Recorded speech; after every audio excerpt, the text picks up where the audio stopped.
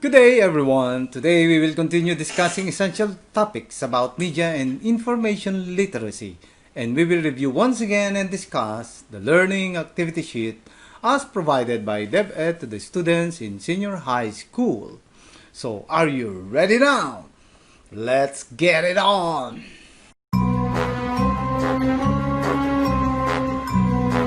Welcome everyone to my channel. My name is Mon. Sir Mon. Our previous competency is to compare and contrast how one particular issue or news is presented through the different types of media, print, broadcast, and online.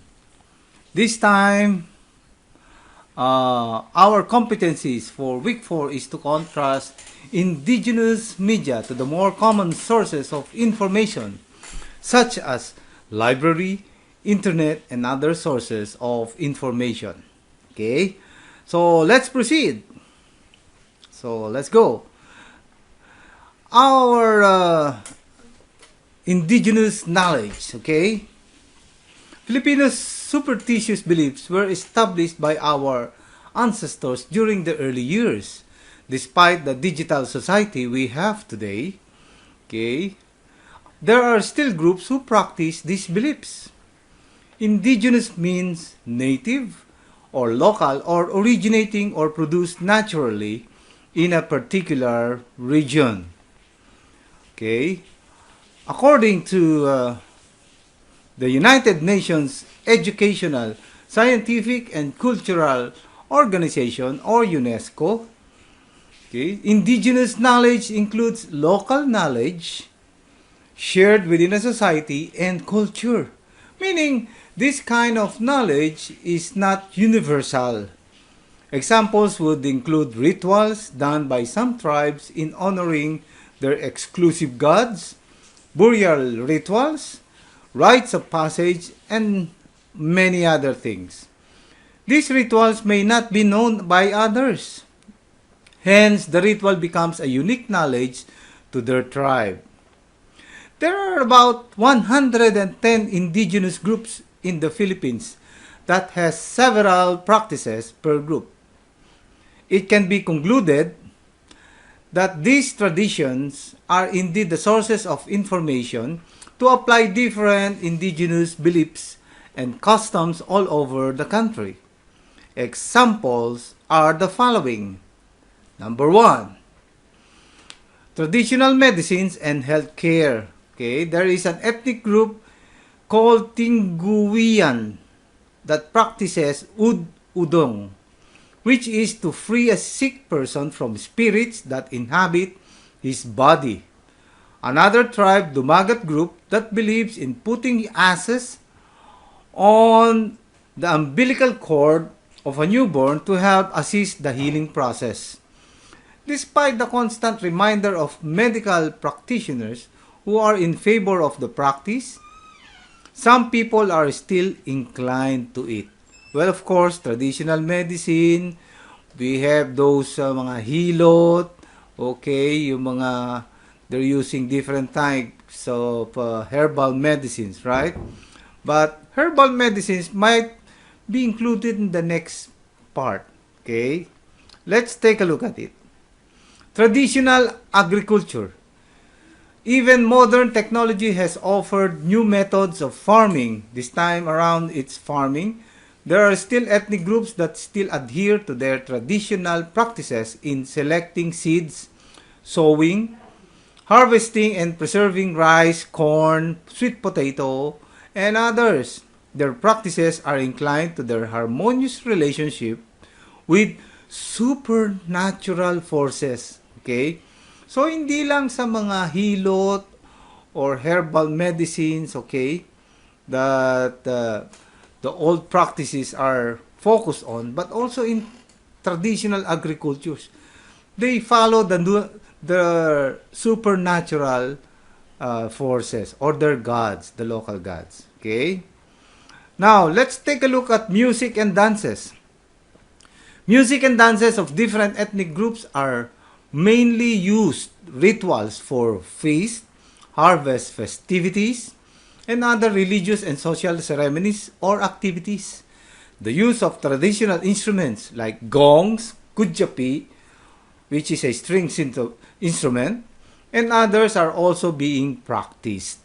Okay. Now let's move on to the next slide. This is the use of medical herbs. Okay, the genetic resources. Okay, the use of herbs such as basil, malunggay, sage, green onions, ritolia, parsley, and basil that are grown and cultivated by the primitive indigenous people. All of these known medicinal herbs are used for the practice of traditional medicine. Balik tayo sa kanina. There are known medical doctors who are practicing traditional medicines. Yes, I know one doctor who is a friend of mine, okay, who practices traditional Chinese medicines. But he is a doctor of medicine. Okay? Now, let's move on. Indigenous knowledge comes from traditional practices that are passed on through generations. Okay? It is important to note that this kind of knowledge is exclusive to the one's culture. However, it is still acknowledged and supported because this kind of information is still considered valid and valuable to many. Popular media cannot reach some rural areas. While print, broadcast, and new media have a wide reach, there are still areas that these forms of media have not reached. Okay? So, cannot be reached. That's what they say, right? So, pumapasok pa rin yung indigenous knowledge. Oh?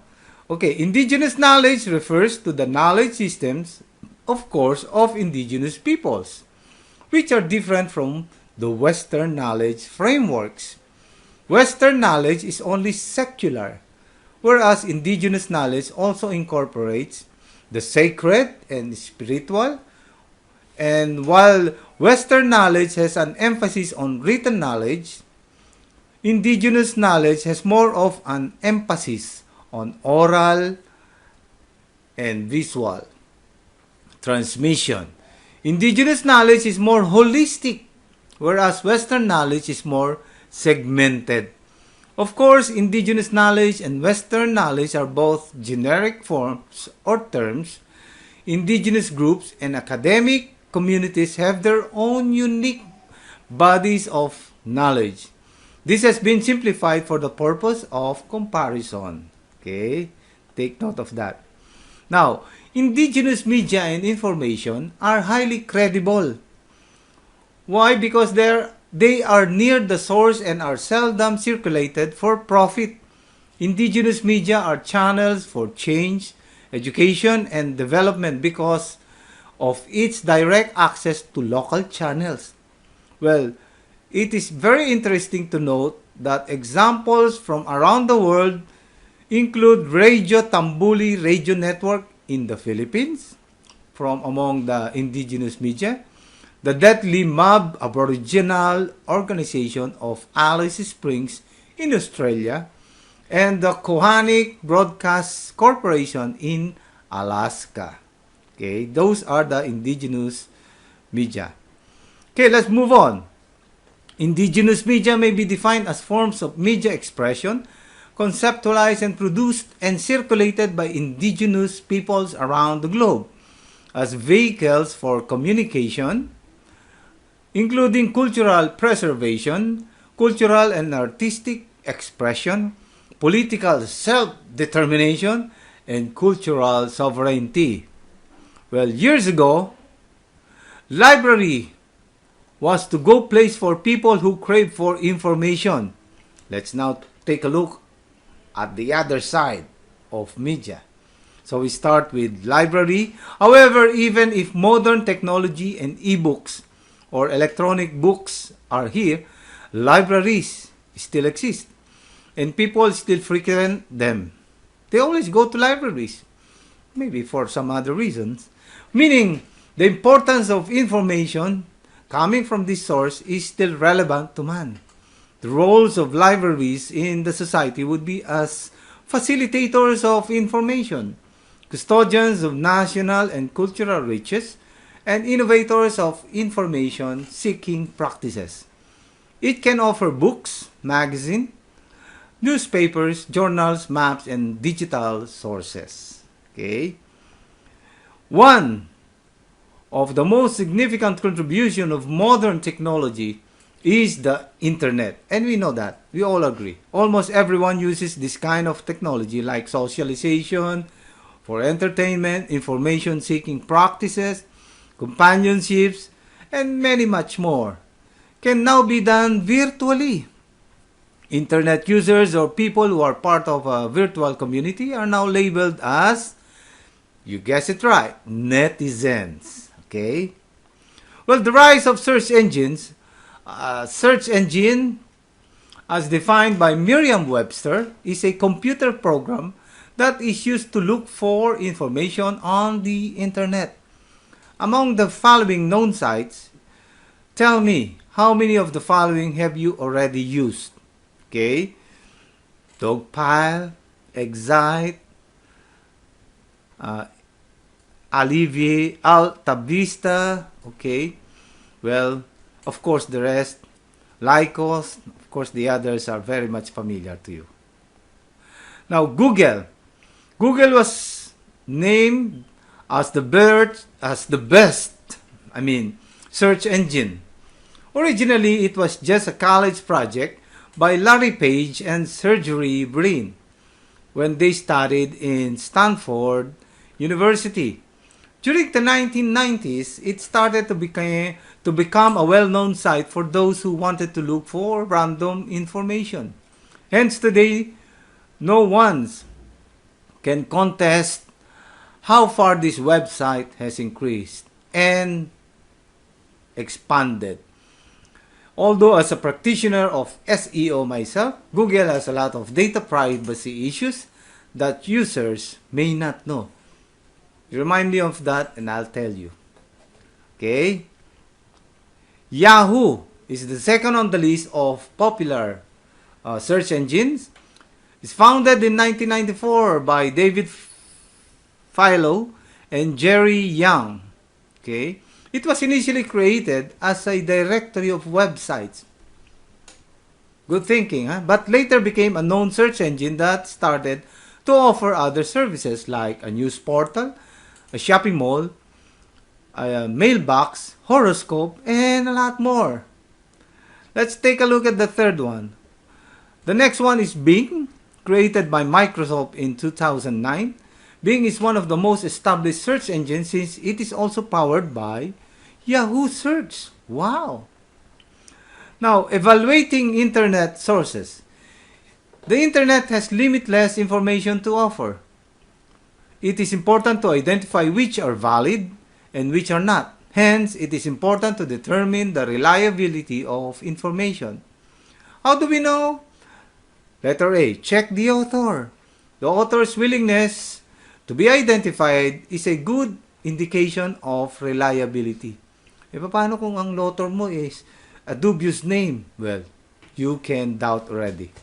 The next one, check the date of publication or of update. While the information may be true, it may not be reliable. If it is outdated, it may have lost relevance already. The third one, check for citations. Reliable authors have the discipline of citing sources of their information. Okay, take note of those three. And wait, there's more. Check the domain or owner of the site of the page.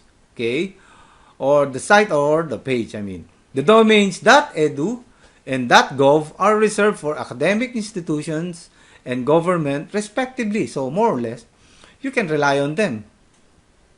But not all. Information from such sites are presented with caution and are usually well-grounded. Site owners may have an agenda that affects how information is presented. And lastly, check the site design, okay, and the writing style. Credible sources take time to make their information accessible and easy to comprehend. Other sources of information. Note that the sources of information can be indigenous or sources exclusively shared by groups of people, library which are found in forms of different printed materials, the internet which is a virtual source of information. There are other level sources of information such as primary, secondary, and tertiary sources. Okay?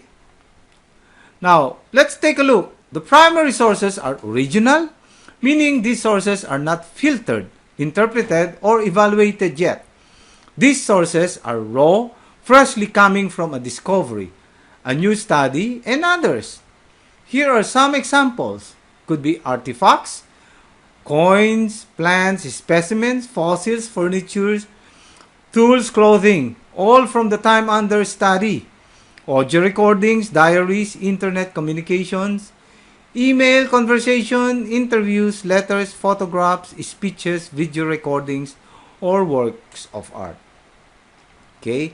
Secondary sources are interpreted and evaluated versions of the primary sources, of course.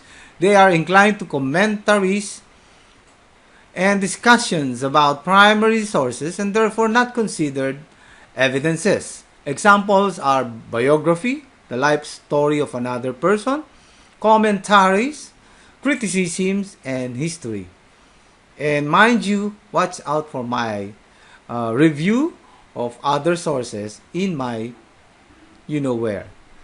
my YouTube channel. Okay. Tertiary sources are collection of primary and secondary sources. And examples are almanacs, biography, also considered secondary, dictionaries, also known as secondary, directories, fact books, guidebooks, and manuals. Okay?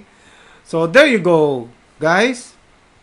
Activity sheets are given to all students, and you are all expected to work on the activities independently again and to return them before prescribed deadline. Check your LIS or any online activity for this topic. Okay? See you all next session. You can do your activities through our online links. Just watch out for more information and announcement in our online class. Keep safe, everyone. Goodbye.